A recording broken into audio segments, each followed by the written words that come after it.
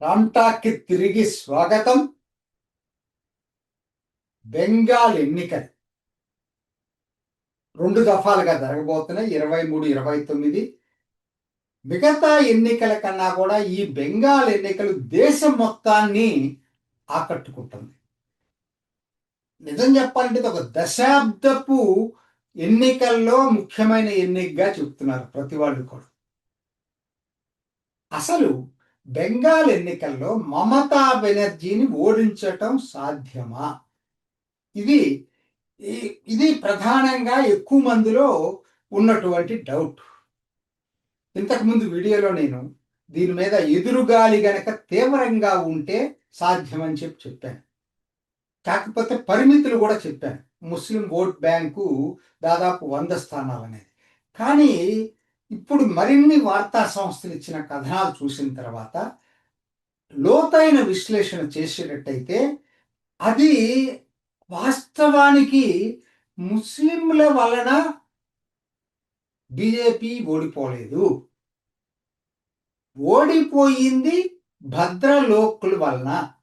ఓడిపోయింది majority community అయిన హిందూస్లో ఇప్పటికీ ఆ రోజుకి మమతా బెనర్జీ మీద విశ్వాసం ఉంది కాబట్టే బీజేపీ ఓడిపోయింది. అది ఏంటో ఒక్కసారి చూద్దాం. దాన్ని చెప్పటానికి మీకు ఇంకా విపులంగా చెప్పటానికి ప్రయత్నం చేస్తాం. అంటే 2021లో ఏం జరిగిందనేది దీన్ని బట్టే ఈ ఎన్నికల్ని మనం అర్థం చేసుకోవచ్చు. ఒకటి నేను ఒక పట్టిక ఇచ్చాను, మీరు చూడండి చాలా జాగ్రత్తగా. ఎందుకంటే ముస్లింలు దాదాపు 100 సీట్లు అని అంటున్నారు కదా, కానీ ఇది ఈ అనాలసిస్ మీరు తీసుకున్న తర్వాత నేను కూడా పోయినసారి చేసింది తప్పనే అభిప్రాయానికి వస్తున్నా. ఎందుకంటే ఇది ఒక్కసారి చూడండి.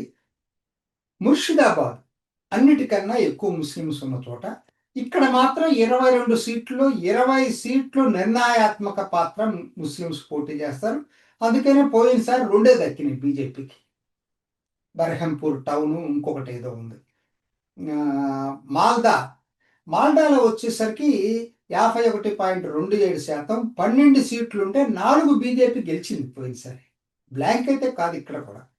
ఎందుకంటే హిందూ కాన్సన్ట్రేట్ ఉన్నటువంటి అర్బన్ నియోజకవర్గాలు కొన్ని ఉన్నాయి. అట్లా మూడోది ఉత్తర దినాజ్పూర్ చూసుకుంటే దాదాపు 50% ఉంది. 9 సీట్లలో 2 గెలిచింది. 4వది అతిపెద్ద ముస్లిం కాన్సన్ట్రేషన్ ఉంది బీర్భూమ్. బీర్భూమ్లో 37% ముస్లిం ఓట్లు ఉన్న చోట 11కి 1 గెలిచింది. అదే దక్షిణ 24 పరగణాల్లో 35.57% ఉంటే 31కి 0 సీట్లు గెలిచింది. కలకటాకి దిగువన ఉండే ప్రాంతం ఇది. కలకటా సబర్బ్స్ కూడా కొన్ని దీంట్లోనే ఉంటాయి. డైమండ్ హార్బర్ అవన్నీ, జాదవ్పూర్ అవన్నీ ఇక్కడ దీంట్లోనే ఉంటాయి. నాడియా ఆ తర్వాత అతిపెద్ద కాన్సన్ట్రేషన్ 26.7. ఎందుకంటే 30% పైన ఉన్నాయి లెక్కేసుకోవాలి, కానీ 30% దిగువన ఉన్న వాటిలో అవి డెసిసివ్ అంటే ఒప్పుకోలేము. నంబర్ 1 ఫస్ట్ అసలు మనం తెలుసుకోవాల్సింది. 17కి ఇక్కడ 9 వచ్చినాయి. మరి కారణాలు చాలా మందికి తెలుసు. నాడియాలో మతువా డామినేటెడ్ కాన్స్టిట్యున్సీస్ కూడా బలంగా ఉన్నాయి. Hindu dominated, Matua dominated. So అక్కడ అందుకని అట్లా వచ్చినాయి. హౌరా ఇంకొకటి కలకట్టాని ఆనుకొని ఉన్నటువంటి దాంట్లో 26% ఉంది. మరి నాడియాలో వచ్చినాయి. మరి 16 సీట్లకు ఒక్కటి కూడా గెలవలేదు. 0. ఉత్తర 24 పరగణాలు అంటే డమ్ డమ్ము ఇవన్నీ సబర్బ్స్, కలకటా సబర్బ్స్తో పాటు బోర్డర్ వరకు ఉంటుంది. ఇది 33, 25.82, 33కి 5 గెలిచింది బీజేపీ. నేను ఎందుకు వివరంగా చెప్తున్నాను మీకు తర్వాత చెప్తా. కూచ్ బిహార్ 25.54 నార్త్ దగ్గర ఉన్న చోట 12కి 7 గెలిచింది. చూడండి, అంటే వీటికి రిలేషన్ లేదండి. కొన్ని చోట్ల తప్పితే లేదు. దక్షిణ దినాజ్పూర్ దాదాపు 24.63%, 6కి 3 గెలిచింది. సగానికి సగం గెలిచింది. వర్ధమాన్ సెంట్రల్లో ఉంటుంది. బర్ద్వాన్ అంటాం కదా ఒకనాడు, ఇప్పుడు 2గా చీలింది అది. అప్పట్లో 20-21 ఒకటిగానే ఉంది. 25 సీట్లు ఉంటే కేవలం 21% ఉన్నారు. కాబట్టి అక్కడ ముస్లిం డెస్టినస్ ఏముంది, అక్కడ 3 గెలిచింది. ఇప్పుడు చెప్పండి, మరి అక్కడ ముస్లిం డెస్టినస్ కాదు 3 గెలిచింది. కలకత్తా 20.60 ముస్లిమ్స్. అది యాక్చువల్గా వాళ్ళు 4-5 నియోజకవర్గాల్లోనే కాన్సన్ట్రేషన్లో ఉంటారు. 2-3 యాక్చువల్గా, మిగతా అంత కాన్సన్ట్రేషన్ లేదు. 11కి 0 వచ్చింది. హుగ్లీ, కలకటాకు ఉత్తరాన ఉండేటువంటి పారిశ్రామిక ప్రాంతం, అది 15.77, కానీ ముస్లిం ప్రభావం లేదు. పక్కన 18కి 4 గెలిచింది. పూర్వ మిడ్నపూర్, ఇది 16కి 7, ఇదే సువేందు అధికారి ప్రాంతం. ఇవన్నీ అసలు ముస్లిం ఇన్ఫ్లుయెన్స్ లేని నేను చెప్పాయి. జల్పాయిగురి 19కి 2 గెలిచింది, 10కి 9 గెలిచింది, అక్కడ బాగా గెలిచింది. పశ్చిమ మిడ్నపూర్ అంటే అసన్సోల్ దుర్గాపూర్ బెల్ట్, ఇక్కడ 10.49, అసలు లేరు పెద్ద, అది లెక్కలో తీసుకోవాల్సింది. 19కి 2 గెలిచింది. మరి ఇక్కడ ముస్లిం ప్రభావం ఏముంది? పురులియా, బంకూరా 12 ఉన్నాయి, 8 గెలిచింది. పురులియా 9కి 6 గెలిచింది. డార్జిలింగ్ 5 గెలిచింది. ఈ కింద 3 బాగానే ఉంది. కలకటాలో 0, హౌరాలో 0, అట్లానే సౌత్ 24 పరగనాస్లో 0. మరి ఈ 3 కలకత్తాను ఆనుకోనున్నటువంటి ప్రెసిడెన్సీ ఏరియాస్. మరి ఇక్కడ ఎందుకు ఓడిపోయిందో చెప్పాలి. మరి ఇది కాబట్టి కేవలం మనం రాంగ్గా ఆలోచిస్తున్నాం అనేది నాకైతే అనిపిస్తుంది. అట్లనే మీరు ఈ 3 కలిపితే 58 ఉంటే 0 వచ్చింది. 58 సీట్లకి కలకటా, దాని చుట్టుపక్కల ఇంకో 2 చుట్టుపక్కల చెప్తా. హుగ్లీ, కలకటా, హౌరా, సౌత్ 24 పరగనాస్ మూడిట్లో 0 వస్తే, హుగ్లీ నార్త్ 24 పరగనాస్లో 51 సీట్లకు 9 వచ్చింది. అంటే మొత్తం 109 కలకటా చుట్టుపక్కల ఉన్నటువంటి ప్రాంతాల్లో 109 అసెంబ్లీ సీట్లలో బీజేపీ గెలిచింది కేవలం 9. ఇది ముస్లింల వల్ల కాదు. ఇది ఆ రోజుకున్నటువంటి 2021కి హిందువుల్లో ప్రధానంగా ఉన్నటువంటి భద్రలు, వాళ్ళు ఉండేది ఇక్కడ ఎక్కువ ప్రాంతం, అక్కడ వాళ్ళు మమతా బెనర్జీ వైపే ఉన్నారు, బీజేపీ వైపు లేరన్న దానికి ఇది క్లియర్ ఇండికేషన్. అసలు అతవరకు ఎప్పుడు అంతకుముందు బాగా ఓటేసినటువంటి అసన్సోల్, దుర్గాపూర్ బెల్ట్, వర్ధమాన్లో 25కి 3 వచ్చినాయి. అది కూడా ఇదే. సో దీన్ని బట్టి ఏమవుతుంది, ఈ భావన కరెక్ట్ కాదని అర్థమవుతుంది. ఇంకొంచెం ముందుకెళ్ళి నేను 2వ పట్టిక మేము చూపిస్తాను. దాన్ని బట్టి మీకు ఇంకా క్లియర్గా అర్థమవుతుంది. 2వ పట్టికలో ముస్లింలు మాత్రమే నిర్ణయించే నియోజకవర్గాలు, అంటే 40% కొంచెం అటు ఇటుగా ఉన్న నియోజకవర్గాలు, కంపల్సరీగా ముస్లిమ్స్ ఓట్లను బట్టే గెలిచిన నియోజకవర్గాలు నేను ఇచ్చాను, చూసుకోండి. ముర్షిదాబాద్ ఇందాకనే చెప్పాను, 20 సీట్లు వాళ్ళ, మాల్దా 12కి 8, ఉత్తర దినాజ్పూర్లో 9కి 5, బీర్భూమ్లో 37% ఉన్న 11 వాళ్ళు ఈస్టర్న్ ప్రాంతంలోనే ఉన్నారు. 3-4 సీట్లలో తప్పితే మిగతా అదేం లేదు. కాబట్టి దానివల్ల ఓడిపోలేదు మిగతా సీట్లు.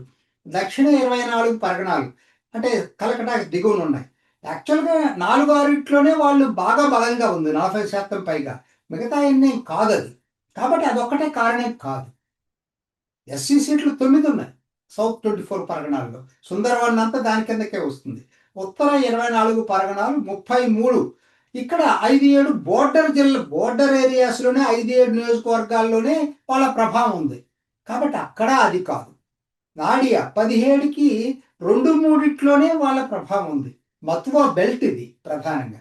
సో మొత్తం 135కి 47, 54 వాళ్ళ సేఫ్ సీట్స్, అంటే ముస్లిమ్సే డిసైడ్ చేసే సీట్స్. మిగతా జిల్లాలు ఇంకొక 6-7 ఉంటాయి. మొత్తం 54-60. ఇప్పుడు చెప్పండి, వాళ్ళ వల్లే మమతా బెనర్జీ గెలుస్తుంది అనేది కూడా వాస్తవం కాదు. కాకపోతే వాళ్ళకి సాలిడ్ బ్లాక్ ఆవిడకి. మిగతా చోట్ల కూడా ఆవిడ ఎక్కువ ప్రభావం చూపించింది. ఇంకొకటి మీకు గమ్మత్తైన దీంట్లో ఇంకోటి, 2016, 2021లో ముస్లింల ప్రతినిధులు యాక్చువల్గా తగ్గారు. 21కి వచ్చేటప్పటికి తృణమూల్ కాంగ్రెస్ లెఫ్ట్ వైపు చీలున్నప్పుడు ముస్లింల రిప్రజెంటేషన్ ఎక్కువ ఉంది. అందరూ తృణమూల్ వైపు పోలరైజ్ అయినప్పుడు ముస్లింల రిప్రజెంటేటివ్స్, ఎమ్మెల్యేలు తగ్గారు. 59 నుంచి 42లో ఒకటి ఐఎస్ఎఫ్ పోతే 41 టీఎంసీ వచ్చింది. ఇదండి దీని లెక్క. ఇప్పుడు మీరు చెప్పండి, ఏ విధంగా అంటే గెలవాలంటే ముస్లింల వల్లే గెలవట్లేదు.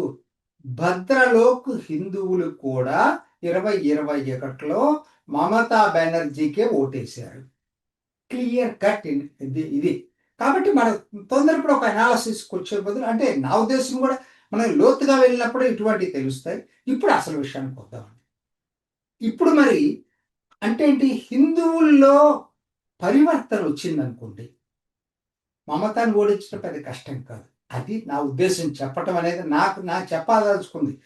ఇక్కడ ఇంకొక ప్రధానమైనటువంటిది మనం దృష్టిలో పెట్టుకోవాల్సింది ఏంటంటే ఓటింగ్ పర్సంటేజ్. అందరూ చెప్పుకుంటున్నారేంటి, టీఎంసీకి 2021లో 48%, బీజేపీకి 38%, 10% గ్యాప్ ఉంది. 2024 లోక్సభకు వచ్చినప్పటికీ 46% టీఎంసీకి, 39 బీజేపీకి, 7% గ్యాప్ పడిపోయింది. బాగా. కానీ ఇది అట్లనే చూడండి, 10% కన్నా ఎక్కువ మార్జిన్ ఉన్నటువంటి గెలుపు, 10% కన్నా ఎక్కువ మార్జిన్ తోటి గెలిచినటువంటి స్థానాలు తృణమూల్కి ఎక్కువ ఉన్నాయి, 114. బీజేపీకి 35 ఉన్నాయి. అంటే ఎందుకు ఇది నేను చెప్తున్నానో కూడా మీకు చెప్తా. అట్లానే టైట్లీ కంటెస్టెడ్ కాన్స్టిట్యున్సీస్ 58 ఉన్నాయి.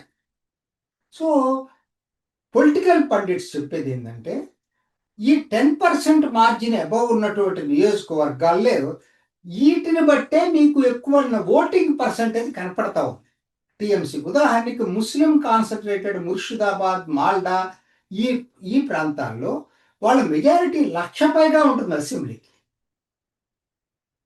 పొలిటికల్ పండిట్స్ ఏంటంటే అదంతా వేస్ట్ ఓట్ అని, waste vote, above 10% waste vote. కాబట్టి ఓటింగ్ పర్సంటేజ్ ఎక్కువ ఉన్నంత మాత్రాన టీఎంసీ సీట్లు ఎక్కువ వస్తాయి అనేది గ్యారంటీ లేదు. అండ్ అది ఈక్వల్గా స్ప్రెడ్ కాల. ఒక ఫ్యూ పాకెట్స్లోనే దాని మెజారిటీ ఓటింగ్ పర్సంటేజ్ హైగా ఉంటుంది, ఫ్యూ పాకెట్స్. అదే మీరు మిగతా బీజేపీ గెలవకపోయినా వాళ్ళు ఈక్వల్లీ స్ప్రెడ్ అయ్యింది బీజేపీ. ఇది చిన్న మార్పు వస్తే బీజేపీకి అడ్వాంటేజ్గా మారుతుంది. ఇది పొలిటికల్ పండిట్స్ చెప్పేది. కనీసం ఒక 3-4% గనక హిందువుల్లో మొత్తం ఓటింగ్ పర్సంటేజ్లో 4-5%, అట్లనే హిందువుల్లో 7-8% గనక మారేటట్టయితే మమతా బెనర్జీ ఓడిపోయి బీజేపీ గెలిచే అవకాశం ఉంది. ఇది వాళ్ళు లెక్కలతో సహా నిరూపిస్తున్నారు. సో ఎక్కువ అవసరం లేదు, 25 లక్షల ఓట్లు అటు నుంచి ఇటు మారితే మమతా బెనర్జీకి దానివల్ల నష్టం అంటే ఆ ముస్లిం సీట్లో పెద్దగా తేడా వచ్చేదేముండదు.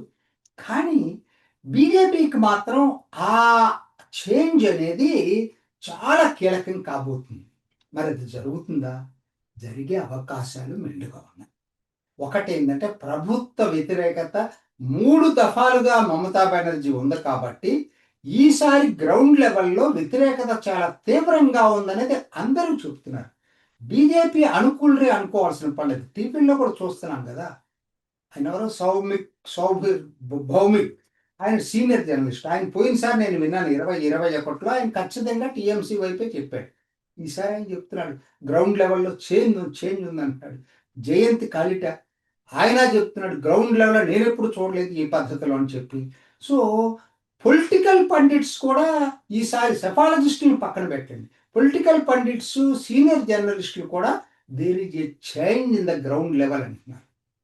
దానికి తోడైంది ఎస్ఐఆర్. దాదాపు 91 లక్షల మంది ఓటర్లు తగ్గారు. ఈ రెండు కలిపితే ఈసారి మార్పు తథ్యం అని చెప్పి మమతా బెనర్జీని ఓడించడం పెద్ద కష్టమేమీ కాదు. అందరూ భ్రమంలో ఉన్నారు.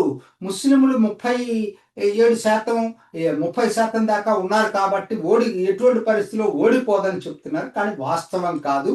ఆ కొన్ని పాకెట్స్లోనే హెవీ కాన్సన్ట్రేషన్ ఉంది. ఓవర్వెల్మింగ్ మెజారిటీ హిందూ సీట్స్లో పరివర్తన వచ్చిన రోజు మమతా బెనర్జీని ఓడించడం చాలా తేలిక అనేది పొలిటికల్ పండిట్స్ చెప్తున్నారు. అది ఈసారి జరగబోతుంది అనేది కూడా పొలిటికల్ పండిట్స్ అంచనా వేస్తున్నారు. ఇది ఈనాటి రామ్టాక్. ఇంకొక ఎపిసోడ్లో మళ్ళీ కలుసుకుందాం. నమస్తే.